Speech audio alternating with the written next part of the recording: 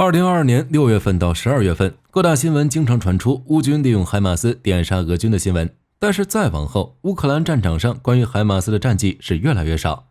于是有很多人就此认为俄军找到了克制海马斯的有效方法，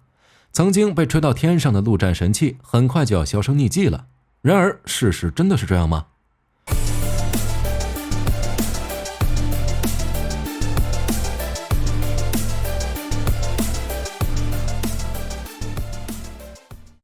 对此看法，霍立军想说，如今打仗不像古代，单靠一行重弩就有可能取得最后的胜利。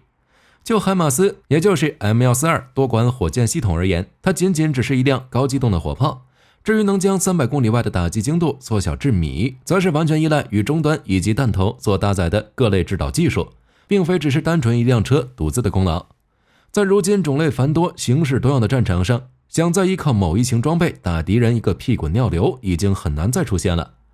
2023年5月，美国、乌克兰以及英国多方面证实，海马斯的制导系统确实受到了俄军强烈干扰，导致 GMLRS 火箭的效率越来越低。因为乌克兰消息人士声称，尽管海马斯发射导弹仍能击中目标，但因为信号受到干扰，射偏率越来越高。影响的导弹还有 M982 神箭以及 GDM-1A 滑翔炸弹。以上是一个不可否认的事实，海马斯在进入乌克兰初期所向披靡，也是一个有目共睹的事实。所以我们并不能以此来定义它到底行还是不行。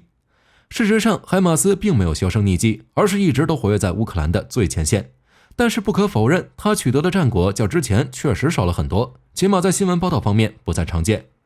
导致这一结果的原因大致有2个，一个是俄军对海马斯的 GPS 制导信号进行了强烈干扰，导致其射击精度降低。另一个原因则是俄军刻意避开了部署海马斯的乌军阵地，其道理就跟小时候你爸一抬手，你就会下意识缩脖子一样，挨打的次数多了就知道躲着点。明知道前面有大杀器，俄军自然不会硬着头皮上，如此一来，结果肯定会以双方都没什么突出战绩而告终。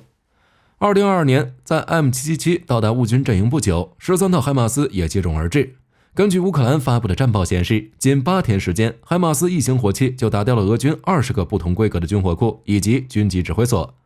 在很长一段时间内，凡是部署有海马斯的乌军阵地，很少能看到俄军的主动进攻。例子太多，在咱们这儿就不一一列举了。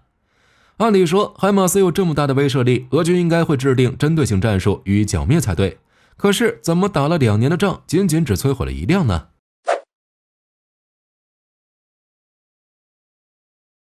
海马斯火箭发射系统属于 M270 多管火箭系统的轮式发射车版本，一个发射箱可以携带6枚火箭弹或1枚 MGM-140 陆军战术导弹。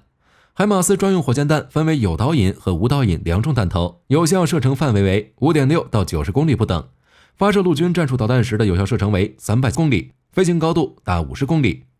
较 M270 多管火箭发射系统，海马斯可以携带不同规格的 MFOM 27毫米口径的火箭弹，以及射程499公里的陆军精确打击导弹。弹药种类涵盖 MLRS 277毫米系列火箭弹到 GLSDB 地面发射小直径炸弹，再到 ATACMS 陆军战术导弹以及 PRSM 精确打击导弹等等。如果说 M270 只是一种单纯的火箭炮，那么海马斯就是一辆战术弹道导弹发射车的存在了。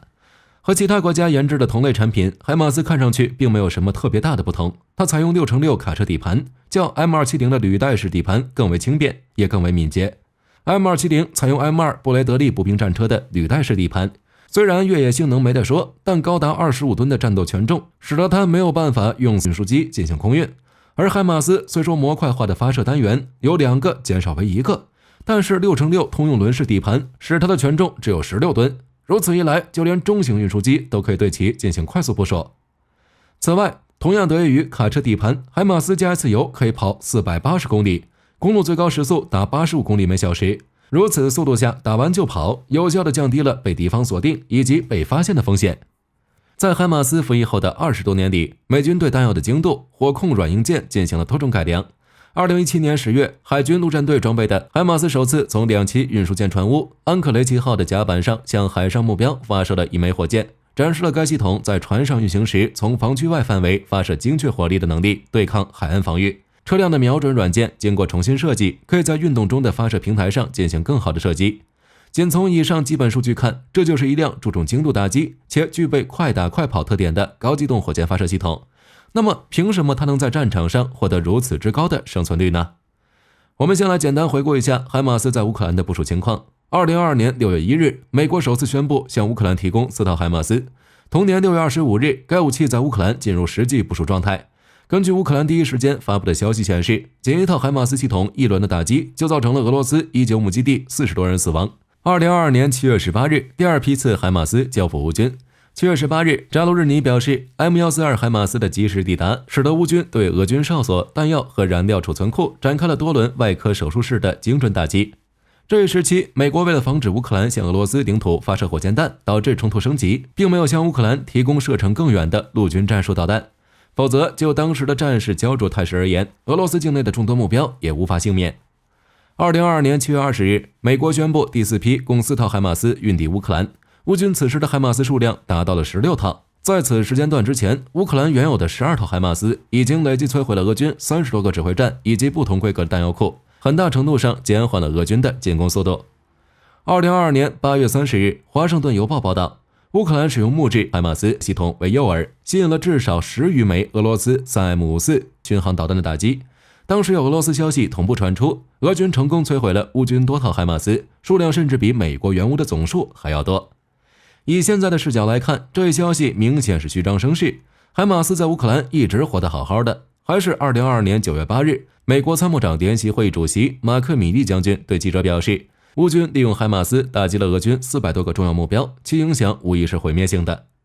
为满足乌克兰的中长期需求，同年10月4日，美国宣布从库存中再拿出4套海马斯交给乌克兰。到了这一时期，乌军阵营中服役的海马斯总数达到了20套。乌克兰此前只配备了 M31 单一弹头导弹，这种导弹对于大面积目标来说不理想。但是随着这4套海马斯的交付， M30A1 也随之配备给了乌克兰。M30A1 弹头的内部有18万个钨钢弹丸，一次齐射可以覆盖 1.3 平方公里的土地，是专门用来对付那些大面积分散目标的起效弹头。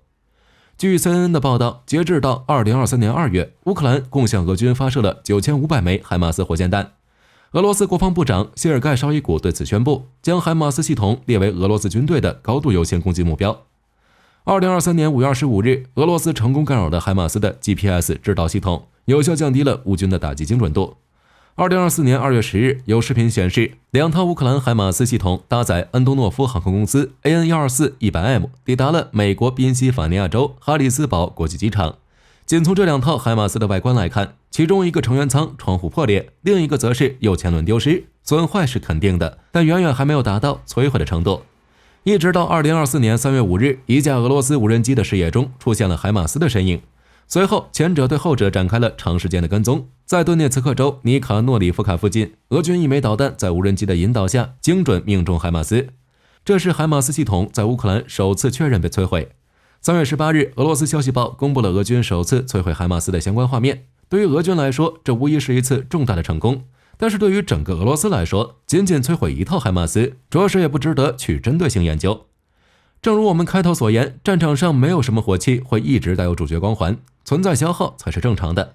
哪怕海马斯停下就能打，打完立刻开走，哪怕它10多秒就可以完成6枚火箭弹的齐射，哪怕 M30、M31 的最大射程可以达到92公里，哪怕现在乌军使用的陆军战术导弹可以达到300公里，可那又怎么样呢？只要一款武器投入战场，就有几率被摧毁，更何况是仅仅被摧毁了1辆。